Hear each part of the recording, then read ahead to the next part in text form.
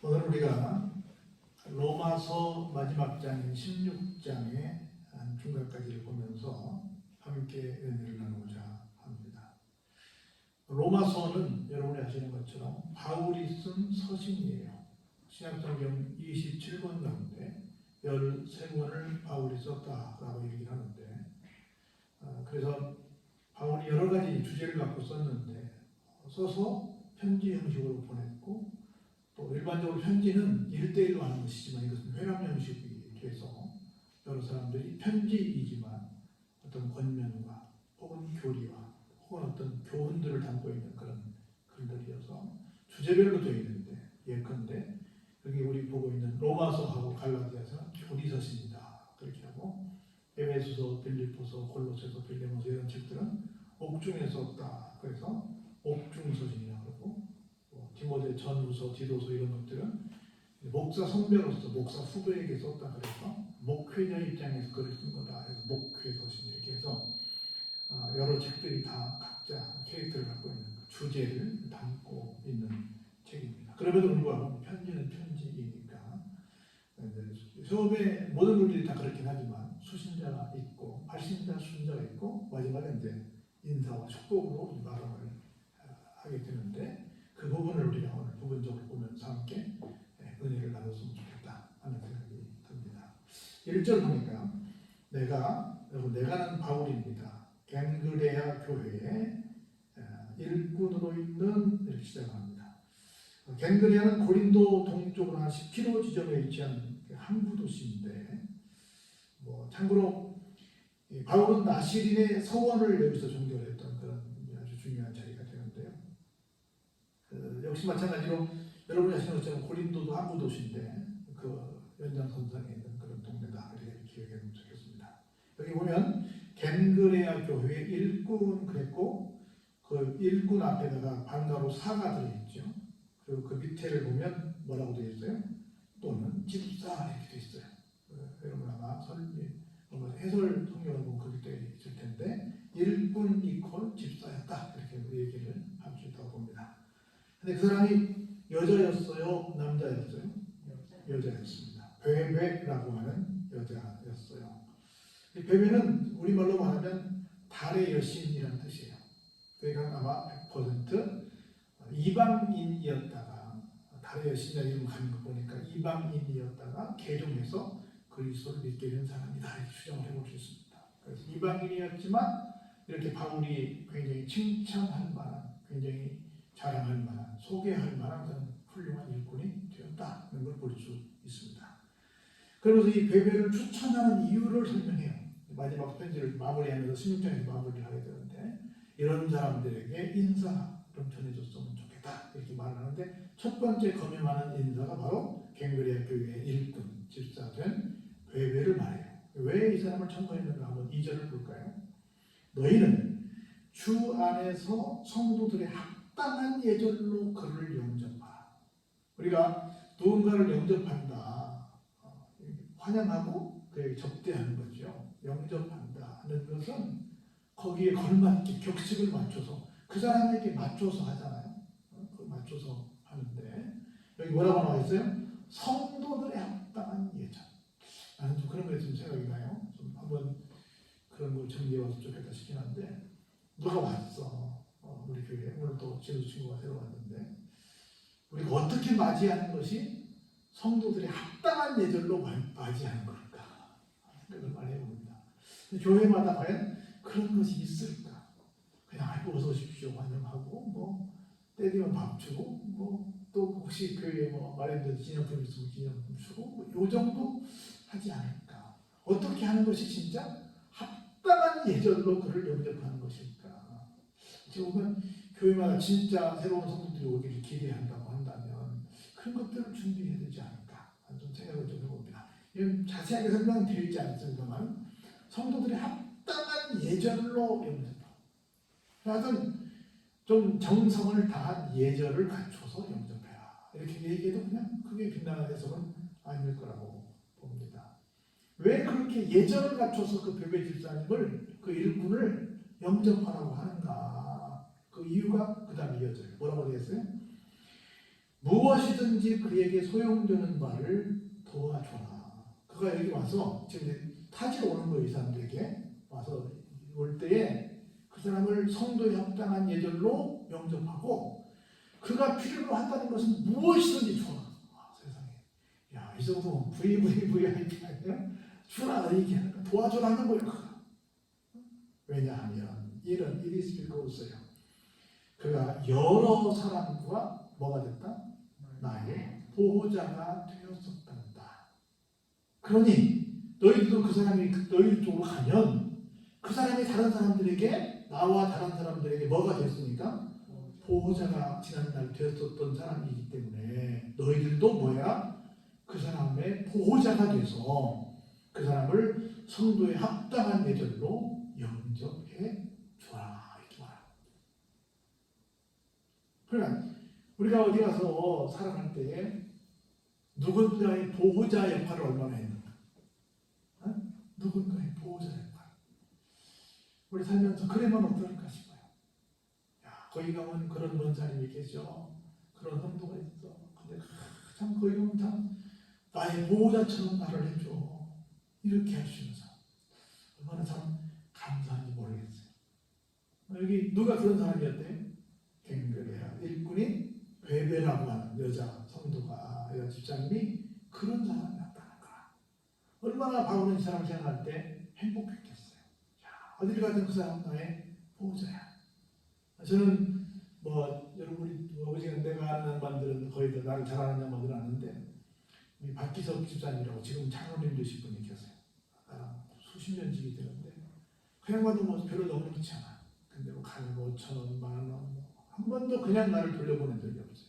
항상 교통비를 줘서 나를 보냈어요. 영원히 잊지 못해. 아마 내 박성아에게는 아마 그 베베 집사님이 그 생각하니까 생각했으니까 내가 서울에서 혼자 고학하고 있는 동안에 지나가다가 그냥 들어가는 거야. 들어가면 그냥 절대로 그냥 나를 보내지 않았어요.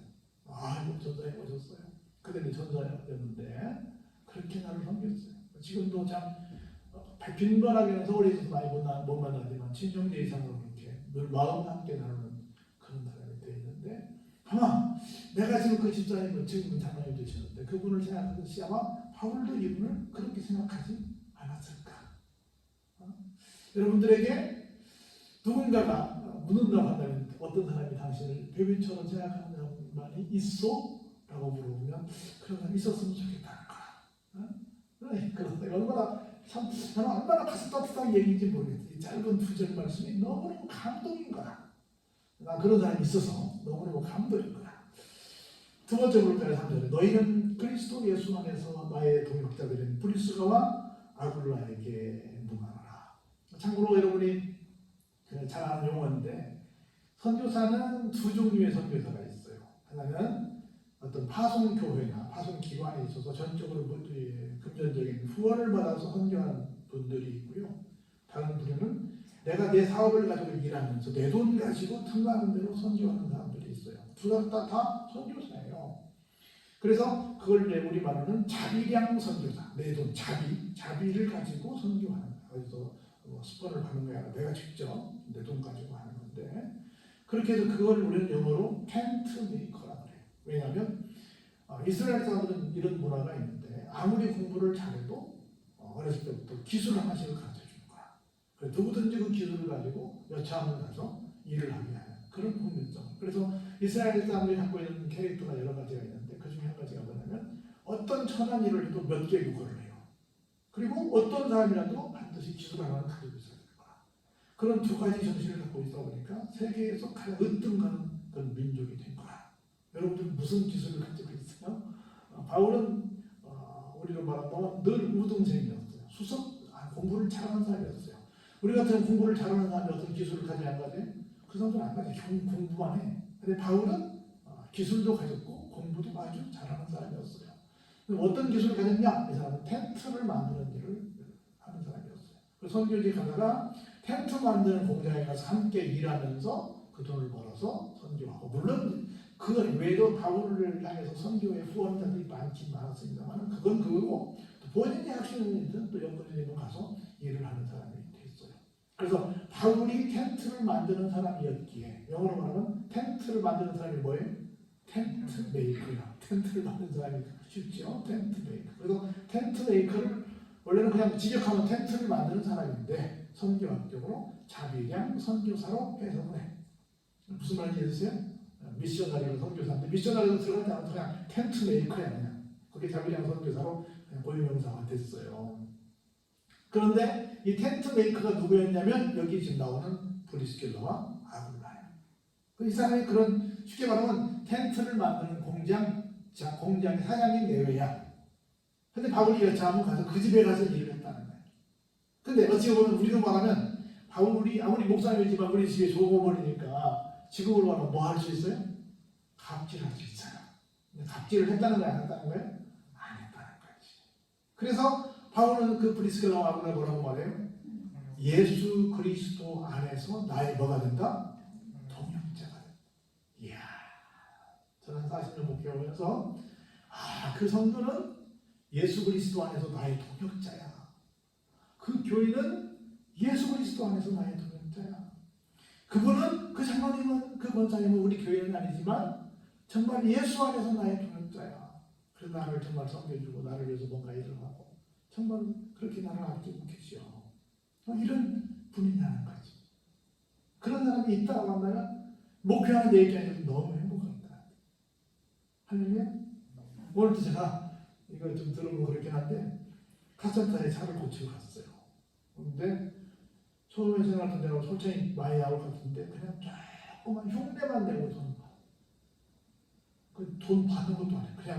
그냥 나 미안하지만 하고 조금 돈을 받고 그것도 받았다고 미안하지 또 나한테 봉수를 또 하나 주는 거야. 내가 차를 고쳤으면 내가 가서 해야지. 얼마나 나는 아버지 가면 너무너무 마음 편하고 좋은데 이제 사장님이 장로님이신데 장로님은 내가 찾아오는 것이 또 그렇게 좋으신 거야. 내가 볼 때 다 혼자 약간인지 모르겠지만 그러다 그냥 그 마음에 항상 어떻게 더 잘해줄까 미안해 죽겠어. 나는 내가 믿어서 가는데 내가 갈 때마다 늘 방송에서 어떻게 해야 되나. 참 저런 양반이야말로 지금 바울이 말했던 것처럼 정말 나의 동역자야 라고 브리스길라와 아굴라를 하면서 말했던 것처럼 그런 마음이 들게 한다. 나는 평생을 주도하지만 이 중고차를 많이 탔어요. 그러다 보니까 나는 이 카센터를 다른 사람보다 많이 가는 편이었는데 지금 생각해보면 참 고마운 카센터 사장님들이 많아. 지금 생각해보면 얼마나 감사한지 몰라요. 그래서 우리가 생각할 때 그냥만이야말로 그리스도 예수 안에서 나의 동역자야. 이렇게 말하는 바울은 얼마나 행복했을까. 이 바울의 마음이 너무 정말 진하게 와요. 우리도 함께 이 교회를 하면서 또 교회에서 섬기면서 저 성도는 우리 교회 나랑 같은 그리스도 안에서 동역자야. 여러분 여러분 주변에 같이 앉아 계신 분들 가운데 저분은 그리스도 안에서 우리 교회에서 나의 동역자야. 이렇게 말할 수 있는 분이 계시다면 얼마나 행복하겠어요. 신수의 마음속에 오늘 이 친구는 그리스도 안에서 나의 동역자야. 이렇게 말할 수 있다고 한다면 얼마나 행복하겠어요. 얼마나 행복해요. 그런 마음으로 우리 가서 보니 내가 지금 뭘 해줘야겠다 말이야. 이런 마음이 들면 얼마나 좋겠어요. 이런 벗이 있다면 세상이 얼마나 행복하겠냐는 거예요. 우리가 이런 마음으로 함께 살면 얼마나 좋을까 하는 생각이 듭니다. 왜냐하면 볼까요? 그들은 내 목숨을 위하여 아까 소개했던 베베도 그랬고 주역에 나오는 브리스길라와 아굴라도 그랬고 다 그들은 어떻게 해요? 바울의 목숨을 위하여 자기들의 뭐까지 내놨어요? 목까지도 내놨다는 거야. 그 사람들은 정말 나를 위한 거 아니지. 사실은 누굴 위한? 하나님의 영광을 위해 선교를 위해 뭘 내놨다? 목숨을 내놨다. 아까 내가 얘기했던 제가 단골로 가는 그 장로님도 돈을 버는 목적이 뭐 자기 호의호식하는 게 아니라는 거예요. 선교지에 교회 세우는 게 목적이라는 거야. 교회를 세우기 위해서 돈을 얼마나 아름다운 그 목표가 세상에 정말 그리스도를 위해서 뭘 내놨어요? 목을 내는 거지. 나뿐 아니라 이방인의 모든 교회도 그들에게 뭐 하고 있어요? 감사하다는 거야. 바울이 당연히 고맙지. 그뿐만 아니라 바울이 어떻게 했습니까?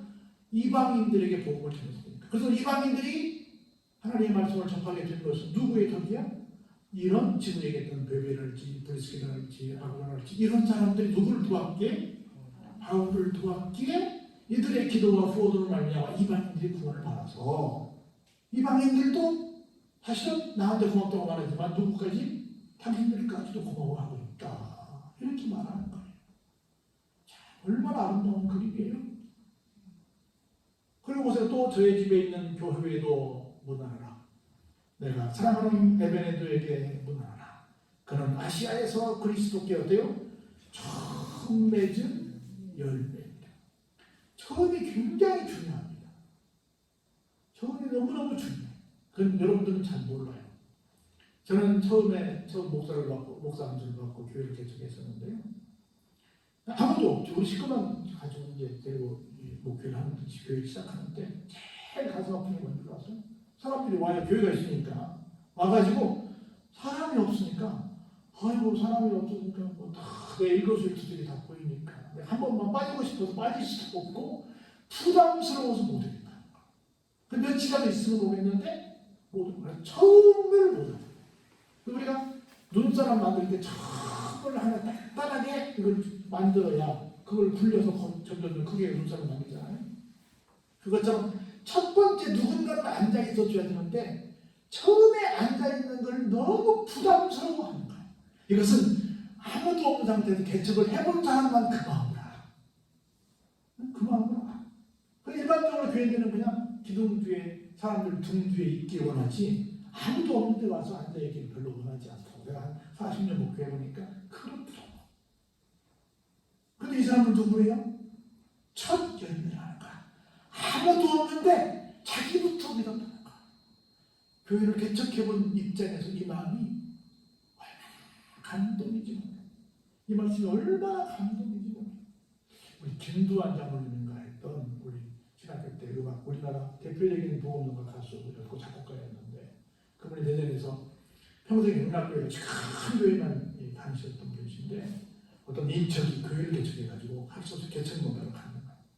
자기는 큰 한국에서 대표적인 교회만 다니다가 거기서 지휘하고 음악하시는 분이었는데 교회를 개척하고 나니까 한 성도가 그렇게 소중한 걸 그때 알았게 자기는 평생 장로까지 해가면서 교회를 다니는데 몰랐는데 작은 교회를 해보니 한 명이 그렇게 소중하더라는 거야. 그가 뼈저리게 그걸 느꼈다고 나중에 고백하고 그때도 그분 연세가 작지 않았거든요. 우리 신학교 때 우리 학교 가서 음악을 가르쳤던 교수님으로 오셨던 분이신데 그 고백을 하더라고. 그래서 첫 번째 와 있는 사람 작음에도 불구하고 이 자리는 나라도 채워줘야지라고 하는 마음으로 오는 사람. 얼마나 감동인지 이걸 작은 교회에서 목회를 해본 사람들만 이걸 알 수 있는 거예요. 수십 명이 왔다가도 왔는지 모르는 사람들은 전혀 무슨 말인지 모르는 거예요. 나는 목사 입장에서 한 구절 한 구절이 얼마나 감동인지 몰라요. 그렇게 말하고 있어요. 그러면서 말합니다. 너희를 위하여 많이 수고한 마리아에게 문안하라. 우리를 위해서 수고해준 분들을 기억하고 그분이 어떻게 사는지 문안할 수 있는 그런 마음을 가져야 될 줄 믿습니다. 특별히 작은 교회가 보니까 이런저런 사랑의 빚을 많이 지고 있어요. 감사한 마음을 갖고 있어야 됩니다. 그건 우리 교회를 위해서 여러 가지 수고하신 분들을 위해서 우리만 고마워하는 게 아니라 우리 모두가 함께 목사만 고마워해야 우리 모두 성도들도 그런 마음을 가져야 된다고 생각해요. 여기 우리 노회 남선교회 최진정 집사님이라고 그분이 매주 토요일마다 여기 와서 소독하고 가요. 여러분들이 이렇게 병원 걸리고 건강하게 예배 드리는 건요. 남선교회에서 계속 와서 코로나 이후에 계속 한두 배를 잡고 와서 하고 갑니다. 목사님 제가 없으면 문자 남기고 가요. 목사님 소독하고 가요. 얼마나 감사해요. 그리고 우리가 여러분들 잘 몰라. 근데 우리도 모르는 새에 이렇게 산골까지 와가지고 소독하고 가시는 분들 계시고 필요한 거 없나 이렇게 보고 가시고 그런 거예요. 그런 사랑의 기질을 우리가 지금까지 온 거예요. 50년이 넘게 지금까지 온 거예요. 얼마나 감사해요. 그런데 보세요. 네, 친척이요 나와 함께 갇혔던 안드로니고와 요니아에게 문안하라. 그들은 사도들에게 존중히 여겨지고 또한 나보다 먼저 그리스도 안에 있는 사람. 다른 것도 다 중요하지만 뭐가 중요해요? 나와 함께 감옥에 가졌다는 거야. 감옥까지도 함께 갔다는 거야. 여러분, 어떤 사람이 나의 진짜 벗인지는요, 내가 진짜 절체절명의 자리에 가봤을 때 알아요. 우리 흔한 얘기를 그런 말 하잖아요. 내가 잘 나갈 때는 내 곁에 사람들이 굉장히 많더만 내가 망하고 나니 사람들이 혹시 내가 일어날까봐 벌벌 떨더라. 모두 떠나가봐. 이런 얘기 많이 하잖아요. 어떤 사람이 감옥까지 같이 가겠어요? 얼마나 감사해요. 그런 사람이죠. 그리고 얼마나 잘했으면 사도들에게도 모든 목사님들이 존중히 여기는 사람이 됐겠어요. 그리고 이렇게 말하기 어렵거든요. 나보다 먼저 그리스도 안에 있다. 나보다 먼저 저들이 앞서 보인다. 이렇게 목사 입장에 이렇게 말하기 쉽지 않거든요. 근데 이렇게 소개를 하는 겁니다. 그리고 볼까요? 또 주 안에서 내 사랑하는 암블리아에게 문하노라. 그리스도 안에서 우리의 동역자인 우르바노와 나의 사랑하는 스라브에게 문하노라. 그리스도 안에서 인정함을 받은 아벨레에게 문하노라. 아리스토블로의 권속에게 문하노라. 이렇게 이어집니다. 권속은 뭐예요? 우리 이제 권속이라는 말 잘 안 쓰잖아요. 가족이라는 뜻이에요. 지금 우르바노는 쉽게 말하면 자동 입장에서는 구역원 이렇게 말할 수 있어요. 함께한 공동체. 그것도 어떻게 보면 지금 속으로 말하는데 그런 의미에서 전체를 말하기도 하지만 특별히 이렇게 밀접한 어떤 관계를 맺고 있는 사람들 이렇게 설명할 수 있어요. 그래서 가만히 생각하면 정말 바울은 굉장한 감동을 받고 있다. 생각하는 것 자체가 은혜다라고 생각을 하고 있는 거예요. 그래서 하나하나 사람을 소개하면서 그 사람에게 문안해 주시오. 그 사람에게 문안해 주시오. 그 사람에게 문안해 주시오. 참 그 사람 고마운 사람이옵시다. 그 사람 진짜 그리스도 안에 있는 사람이옵시다. 그 사람 진짜 나의 동역자옵시다. 그 사람 정말 참 신앙이옵시다. 라고 지금 하나하나 점검하면서 이 글을 쓰는 바울이 얼마나 행복했을까. 나는 이게 일으켜지는 거예요. 그 우리가 정말 감동을 주는 삶을 살았으면 좋겠어요. 할렐루야. 여러분 모두가 서로에게 이런 관계가 됐으면 좋겠어요. 그런 교회가 큰 것도 없고 작은 것도 없습니다. 그게 진짜 행복한 거지. 그게 진짜 목회고 그게 진짜 성도 간의 온전한 코이노니아라고 하는 교제를 이루는 삶을 사는 거죠. 그게 진짜 행복한 교회죠. 그게 주님께서 기뻐하시는 교회가 아니겠어요? 그런 교회를 만드는 게 좋지. 중요하지. 사람들에게 자랑할 만한 그런 건 물론 그것도 뭐 있으면 좋지. 근데 본질은 이거라는 거죠. 그래서 정말 제가 어제도 어떤 젊은 친구가 그런 얘기를 했는데 요즘은 어디를 들어갈 때 10가지 서류를 낸다고 한다면 그 중에 제일 중요한 서류가 뭔 줄 아니? 내가 물었어요. 제일 중요한 서류는 추천서란다. 내가 말했어. 다른 서류가 조금 다른 사람에 비해서 경쟁력이 떨어져도 추천서 하나가 정말 똘똘하면 굉장히 큰 영향을 받아서 합격할 확률이 크단다. 그런 얘기 내가 했어. 어떤 경우는 추천서만 갖고도 갈 수 있다. 이런 얘기를 했어요. 그래서 정말 누가 봐도 이 사람은 추천을 할 만한 사람이야. 이렇게 한다고 얼마나 좋겠어요. 그런 서로가 되길 주의 이름으로 축원합니다. 은혜가 풍성하시나 보다 하나님 감사와 영광과 찬양을